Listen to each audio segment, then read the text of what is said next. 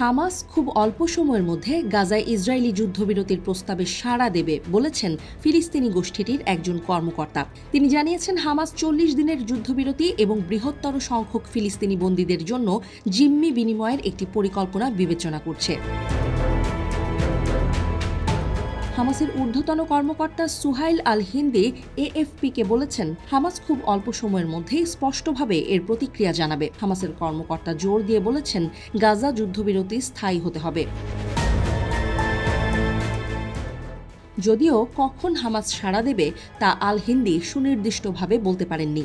একটি অজ্ঞাত স্থান থেকে ফোনে এএফপির সাথে কথা বলার সময় আল হিন্দি বলেন, হামাসের দূত যারা কায়রোতে আলোচনা শেষে কাতারে তাদের ঘাঁটিতে ফিরে গেছে তারা এখনই বলতে পারছে না কোনো অগ্রগতি হয়েছে কিনা।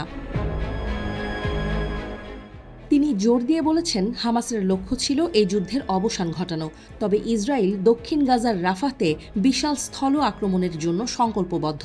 আলোচনার বিষয়ে একটি সূত্র জানিয়েছে, কাতারের মধ্যস্থতাকারীরা হামাসের কাছ থেকে ১ বা ২ দিনের মধ্যে প্রতিক্রিয়া আশা করেছিল। সূত্রটি বলেছে, ইসরায়েলের প্রস্তাবে সত্যিকারের ছাড় রয়েছে, যার মধ্যে যুদ্ধে প্রাথমিক বিরতি, জিম্মি এবং বন্দীদের বিনিময়ের পরে টেকসই শান্ত পরিস্থিতির কথা বলা হয়েছে। তবে গাজা থেকে ইসরায়েলি সেনাদের প্রত্যাহার বিতর্কের একটি সম্ভাব্য বিষয় ছিল। এদিকে ইসরায়েল গাজা উপত্যকায় আটক বন্দীদের উদ্ধার করার জন্য সম্ভাব্য চুক্তির সর্বশেষ যে প্রস্তাব দিয়েছে তাকে মার্কিন পররাষ্ট্রমন্ত্রী অ্যান্টনি ব্লিংকেন অসাধারণভাবে উদার বলে বর্ণনা করলেও হামাস তা মেনে নিতে রাজি হয়নি। হামাস বলেছে, মার্কিন পররাষ্ট্রমন্ত্রী তার বক্তব্যের মাধ্যমে ইসরায়েলি প্রস্তাব মেনে নিতে প্রতিরোধ যোদ্ধাদের উপর চাপ সৃষ্টি করার চেষ্টা করছেন, যা তারা কোনো অবস্থায় মেনে নেবেন না। হামাসের সিনিয়র কর্মকর্তা সামি আবু জুহরি বলেছেন, ব্লিংকেন বাস্তবতাকে উল্টো করে তুলে ধরেছেন।